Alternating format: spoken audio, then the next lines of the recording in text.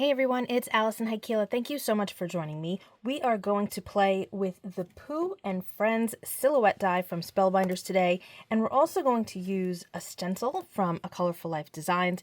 This is called Fractured Beams. It's a 6x9 stencil, and at the time that this video is posting, this stencil is on sale. This is what's called a mid-month inspiration from A Colorful Life Designs. So the 15th of every month, A Colorful Life Designs releases a single stencil that is at a special low price. You can still use my coupon code, which is ALFAN10, to get an additional discount on it, which is a great deal, especially on something that's so large as this stencil. Again, it's a 6x9. And the sale price is available for 1 week, so it should be over on the 21st. So if you're watching this right after it airs, then you should be able to get this stencil at a special price. And every month there is a different stencil.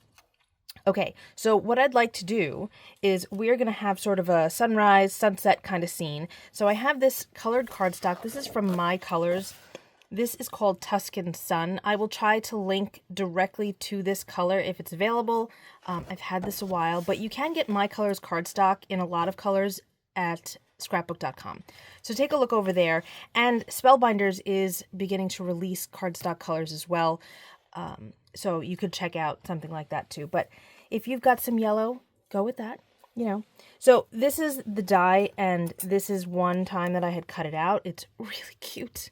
You don't have to use the entire lineup of characters if you don't want to. You can cut it down. I thought that it would be kind of fun to have a few of them down low and a few up high as if they're kind of on a hilltop, but we're not doing that today. This was just my experimentation.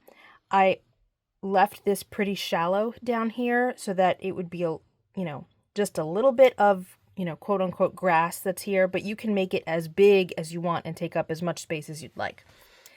We might wind up using this one because it's already cut. I'm not really sure. But this yellow cardstock, this Tuscan Sun, is cut to 4 by 5 1/4. So I'm going to take my fractured beams, and one of the great things about this being such a large stencil is that you can shift it in many ways and it'll still work for you. We can have it going this way, we can have it going this way. It doesn't really matter too much as long as you have the stencil going past the grass line. So we obviously wouldn't want to have it up here because then this would be too low because we'd have this edge. So we'd want to make the grass line fatter. But I think what I'd like to do is kind of just put it right there. That'll work fine. Maybe we'll turn it. We can turn it this way. Yeah, but see, then I don't really want it in the center. Okay, so we're going to put it here. And if I need to die cut another one with a fatter border, or a fatter grass line, not a big deal. But I really think that I want the sun kind of up high like that. Okay, I'm going to move these off to the side. We'll get back to those later. I've got a couple of magnets here. This is a glass mat from Glassboard Studios. So the entire back is magnetic, and you can get these pawn magnets, and there's other styles as well. So it holds everything in place. Now, I'm not ink blending today, so I don't really think that I need to use pixie spray. And even if I was ink blending, these lines here, these skinny ones, really aren't going to shift. I'd be more concerned about my cardstock shifting than the stencil lines itself. But we're going to use some sprays today. And I want you guys to be comfortable with mixing brands. You don't have to use the same brand or the same style medium all the time. Or together, I should say. So we have fireworks spray. I've got some distress spray stain. I actually have 2 fireworks sprays here. Don't be afraid to mix companies. It's okay. So I'm going to shake this up because all of that shimmery goodness is in the bottom. And we're going to start with this Cantaloupe color over here. All right, that shook up pretty good. Hopefully this will spray. I kind of never really clean my sprays, so a lot of times they don't spray for me. Yeah, so this one's jammed. That's okay. We'll clean it off. There was like shimmer sludge in the straw area, and I think that, yeah, it's still not going to work. All right, we're going to clean this up. I took a minute to clean this out, and to do that, I used this 26 gauge wire. I probably should have used like a 24, so it was a little thicker, but you don't want to use anything too thick to stick it up the straw, the nozzle. So I did practice spraying. I got it all over me. I'm kind of a shimmery mess now, but that's all right. So we're going to just spray this a little bit, or a lot of it. And I'm going to just keep it on its side for now in case we need it again. And now I have, what color is this? This is Tangelo. This is the same stuff as the Cantaloupe color, except in a shade of orange and a smaller bottle. Let's see if this one's going to spray. There we go. Fab. All right. Good. And then we have Distress Spray Stain in Crackling Campfire. Oh, that's rich. Okay, probably too much. That's okay. I'm going to go back with the Tangelo color a little bit. Okay. And now you can see that there's all of these areas that don't really have a whole lot of spray, but we can fix that. We just need a brush because you've got all of this buildup on the stencil itself. So we can just kind of feed that color into these areas that don't have enough, because you don't want to just keep spraying and spraying and spraying because you're going to just waste all of this fabulous ink. So just using a brush can help you just push that color where you need it to go. That looks pretty good. Okay, so now I just need some water to rinse off my brush, this little jar here, and then still we have a lot of color on here. So what are we going to do? We're going to get another piece of paper or cardstock and put it on top and absorb that excess ink. Okay, I've got a piece of cardstock here. Don't worry about this. We'll clean that off. I've got another magnet there, and I'm just going to lay this on top. You could flip the stencil on top of this, but it's fine. The cardstock that I used absorbed all of that ink already, so it's fine. We don't need to worry about it transferring off of that.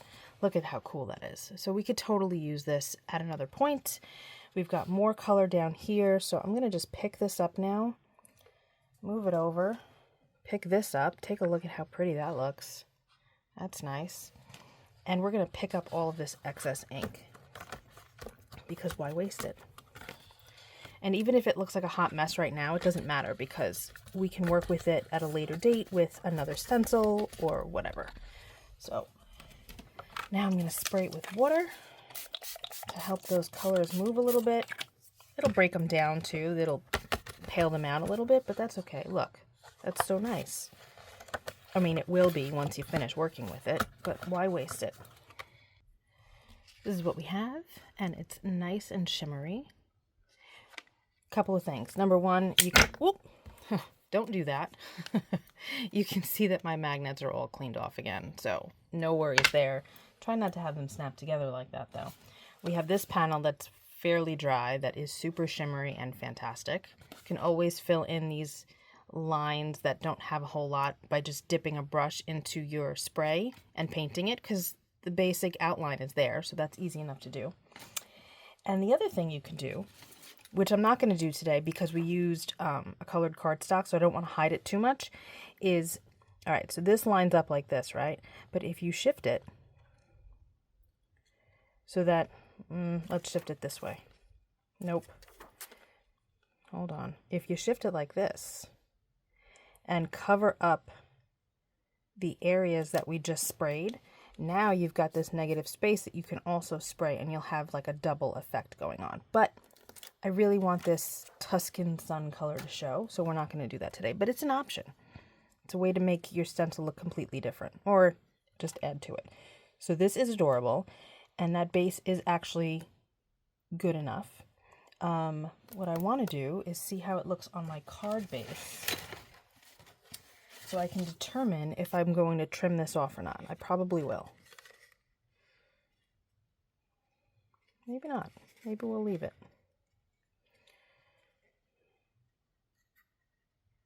I don't know. We're going to see. We're going to color this card base first.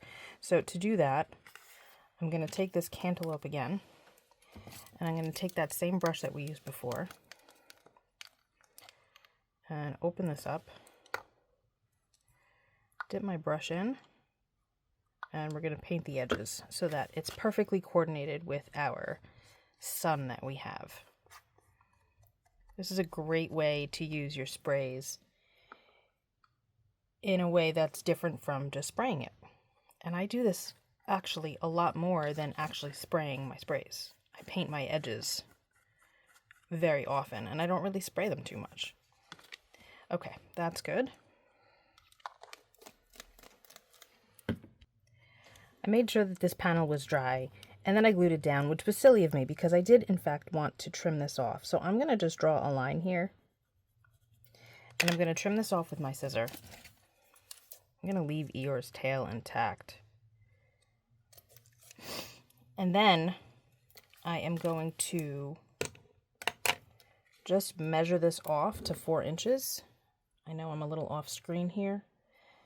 Oh, not 4 inches, excuse me. 5 1/4, because this is 5 1/4, this panel. And we could technically lose Christopher Robin's shoe, but I don't know if I want to do that. We might just leave it. Okay. See how that is. Yeah, we're going to leave the shoe. I think it's fine. Okay, so we're going to glue this, and then I have a sentiment that we need to adhere to. Okay, I've got that all glued up. You didn't need to watch me do that because it's a little tedious. And I'm going to just stick that on there, put this on top to weigh it down, shift it over, and I have this sentiment. This is from the Seichi's Pooh collection, classic Pooh collection from Spellbinders. Also, it's a BetterPress set, but it's white, and there's nothing white on this card, so I don't want to do that. So what we're going to do is take our Cantaloupe again, and I had stamped this with VersaFine Clair ink in Nocturne. So we're going to take our brush and we're going to just colorize it. You can do this with, you know, an ink pad if you want to, but why not coordinate everything together?